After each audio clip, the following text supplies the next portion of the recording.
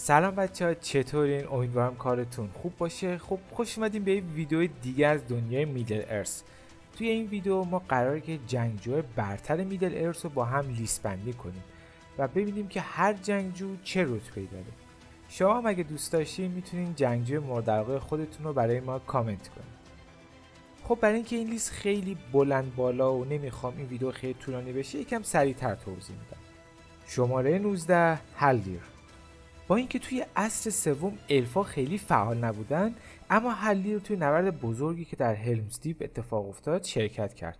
اون یه استراتژیست خیلی حرفه‌ای و کماندار بسیار شایسته بود. توی کتاب اون در نبرد هلمز دیپ نبود و بیشتر یه راهنما برای فرودو در جنگل‌های لورین بود. گفته شده که اون بسیار آروم و با خرد بوده.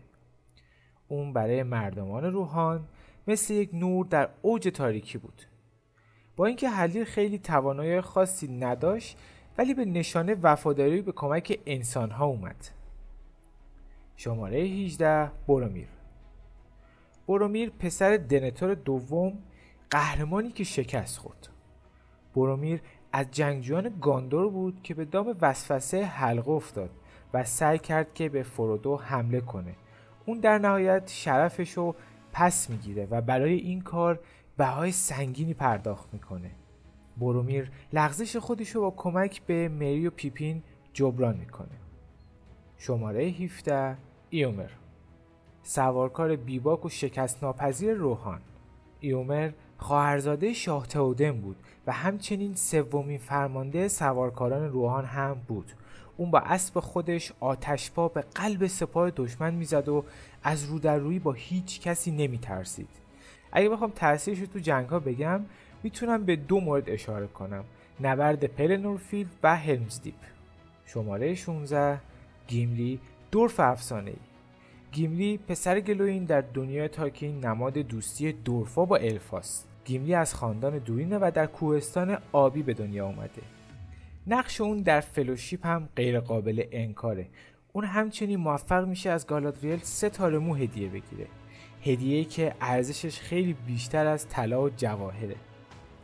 گفته شده که گیملی یک زره خیلی سنگین و مقاومی به تن میکرده و سلاح مورد علاقه اونم تبر بوده. بعد از نابودی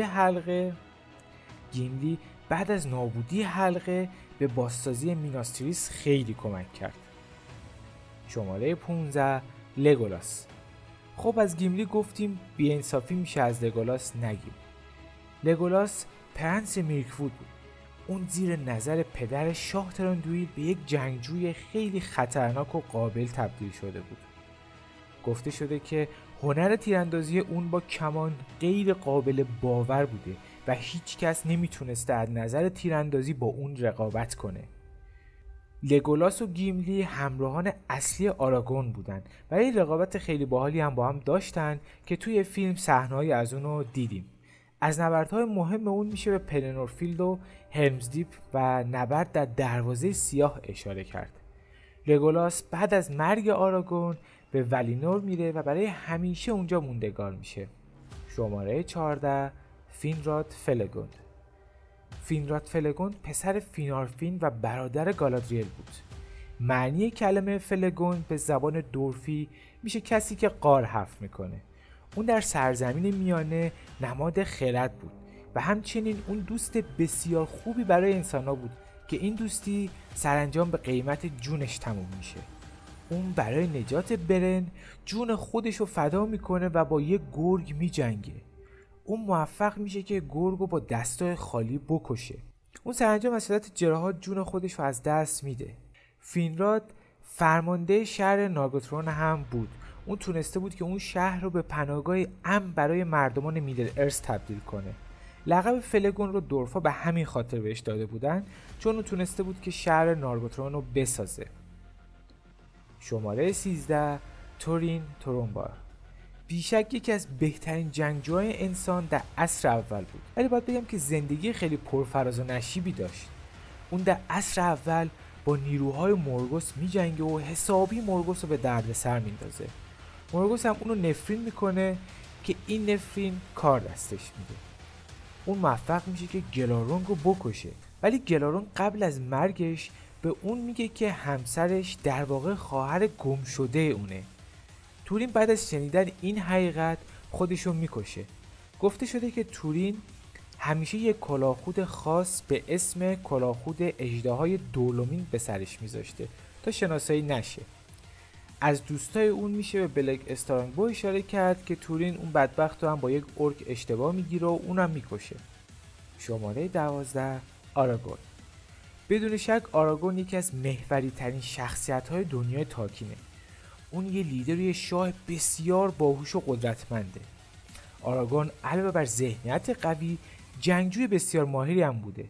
اون توی نبردهای مهمی از جمله پلنورفیلد و نبرد دروازه سیاه هم حضور داشته.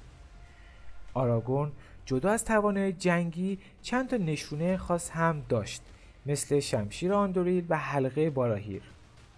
آراگون در نهایت با آرون ازدواج میکنه و 122 سال با هم حکومت میکنن.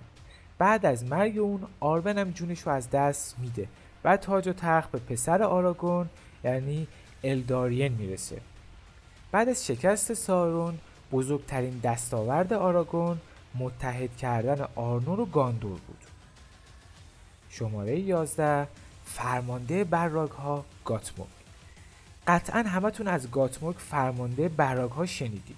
در بعضی از تئوریا اونو پسر ملکور خطاب کردن، ولی در سیلمارلیون ما متوجه میشیم که اون یه مایه فاسده که به ملکور وفاداره. واژه گاتموگ به زبان سینداری میشه خادم مورگوس. اون نسبت به براگ‌های دیگه خیلی بزرگتر و قدرتمندتر بود. از مشخصات ظاهری اونم میشه به بدنی آتشی، شاخهای خمیده و بالهایی از جنس دود اشاره کرد. گاتموگ توی نبردهای زیادی بوده، ولی مهمترینش حمله به گاندولین بود. اون فرماندهی سپاه ملکور رو به عهده داشت و شهر رو با خاک یکی کرد. اون همچنین با گلورفیندل و اکتلیون درگیر میشه که موفق میشه توی نبرد اکتلیون رو بکشه. ولی درست قبل از سقوط به دره، اکتلیون با کلاهخود خودش ضربه‌ای به شکم گاتموگ وارد میکنه و هر دوی اونا داخل دره پرتاب میشن. البته اینم بگم که توی دره آب بوده و هر دو این جنگجوها به اعماق آب فرو میرن. شماره 10 گیلگالاد. گیلگالاد آخرین پادشاه نومنور در سرزمین میانه بود. گیلگالاد یه الف بسیار قدرتمند بود. اون هم لیدر فوق‌العاده‌ای بود و هم جنگجوی بسیار قابل. یکی از شاخصهای ظاهری اون قد خیلی بلندش بود. گیلگالاد در زبان سینداری به معنی ستاره درخشانه. گیلگالاد یکی از مرگبارترین سلاح‌های میدل ارث رو در اختیار داشت و اونم نیزش یعنی ایگلوس بود که مثل ستاره میدرخشید. اون همچنین یکی از 3 حلقه الفا رو هم در اختیار داشت. بعد از مرگ اون حلقه ویلیا به الران رسید. گیلگالاد در نبرد آخرین اتحاد کشته میشه. اون توی نبرد رودرو با سارون درگیر میشه و گفته شده که اون توی دستای سارون سوخت و جونش رو از دست داد. لازمه اینم بگم که اون یکی از ارکان اصلی اتحاد بین انسان‌ها و الفا بود. شماره 9 الندیل، بنیانگذار پادشاهی ارنور و گاندور. الندیل جز معدود نومنورهایی بود که به خدایان قدیم که همون والاها می شدن اعتقاد داشت. بعد از سقوط نومنور اون به سرزمین میانه اومد و 2 امپراتوری گاندور و آرنور رو پایه‌گذاری کرد. الندیل قد و قامت خیلی بلندی داشته. سلاح اون شمشیر نارسیل بود که بعدها دوباره بازسازی شد و با اسم آندوین به دست آراگون برگشت. اگه بخوام کلی از تأثیراتش بگم میتونم به پیمان با گیلگالاد و محاصره بارادور اشاره کنم. اون در نهایت در مبارزه با سارون جونش از دست داد. توی اون مبارزه گیلگالاد و الندیل با سارون درگیر بودن که در نهایت هر دوی اونا به دست سارون کشته میشن. البته اینم بگم که اونا موفق میشن زخمای خیلی سنگینی به سارون وارد کنن. شماره 8 گلارونگ. خب گلارونگ نسبت به اژدهای دیگه خیلی خاص‌تر بود. چرا؟ چون اون اولین اژدهای میدل ارث بود. اون علاوه بر این که توانایی صحبت داشت به شدت موجود فریبکار و مرموزی بود. باید بدونید که این بزرگوار نقش خیلی مهمی توی نابودی خاندان هورین داشت. گفته شده که پوست اون به قدری سفت بود که هیچ سلاح و شمشیر و نیزه‌ای از اون عبور نمی‌کرد. اگه رزومه اون یه نگاهی بندازیم می‌بینیم که اون واقعا یه موجود به درد بخور بوده برای ملکور. ملکور با استفاده از اون شهر نارگوترون رو خراب میکنه. اون در نهایت توسط تورین کشته میشه. شماره 7 آنکالاگون سیاه. خب شماره 7 ما هم یه اژدهاست ولی یک کم متفاوت تر از گلارون. آنکالاگون بدون شک یکی از مخوف‌ترین موجودات سرزمین میانه بود، طوری که از نظر سایز و اندازه هیچ کس حتی براگا هم نمیتونستن باهاش رقابت کنن. مورگوس از اون توی نبرد خشم استفاده کرد. جالب بدونید که اون توسط ارندیل کشته میشه و یه جمله معروف در مورد این نبرد هم هست: آنکالاگون از دل تاریکی برخاست، اما نور سیلمارلیون قلب او را سوزان و تاریکی برای همیشه شکست خورد. شماره 6 نازگول‌ها. بدون شک نازگول‌ها جزو برترین مبارزان میدل ارث هستند. 9 سوار سیاه‌پوش به رهبری ویچکینگ. نازگول‌ها جزو مورد اعتمادترین یاران سارون بودند که توی نبردهای مهمی هم حضور داشتند. ویچکینگ به تنهایی موفق میشه که امپراتوری آرنور رو به کلی نابود کنه و همچنین با شمشیر خودش فرودو رو هم زخمی میکنه. اما مثل بیشتر جنگجوها سرانجام اونا هم چیزی جز مرگ نبود. فرمانده اونا توی نبرد پلنورفیل توسط ایوین کشته میشه و الباقی اونا با نابودی حلقه از بین میرن و برای همیشه فراموش میشن. یه چیزم فراموش کردم بگم، اونم معنی کلمه نازگوله. نازگول در زبان الفی به معنی اشباح حلقه هستش. شماره 5 گلورفیندل. گلورفیندل الفی بود که به خواسته والار از مرگ برخاست و به سرزمین میانه برگشت. گلورفیندل یه الف بسیار قدرتمند بود.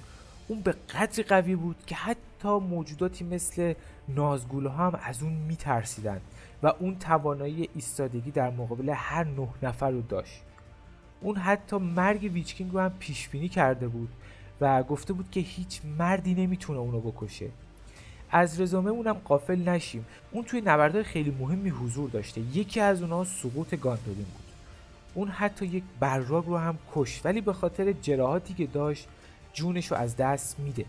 به نظر من توی این رتبه میشه لرد اکتریان رو هم آورد. به نظر من از نظر قدرت این دو الف یکسان هستن تقریبا. شماره 4 گندالف.